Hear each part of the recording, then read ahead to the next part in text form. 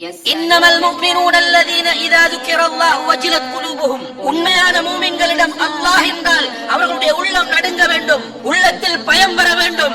அவர்களிடத்தில் அல்லாஹ்வுடைய வேத வசனங்கள் ஓதி காண்பிக்கப்பட்டால் ஈமான் அதிகரிக்க வேண்டும்.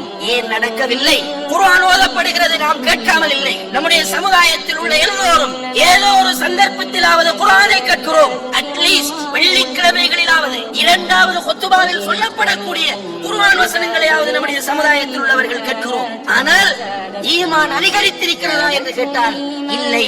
காரணம், இது அல்லாஹ்வுடைய கலாம் என்பது நமக்கு புரியவில்லை. இதற்கென்று ஒரு தனி மகிமை இருக்கிறது, அந்தஸ்து இருக்கிறது.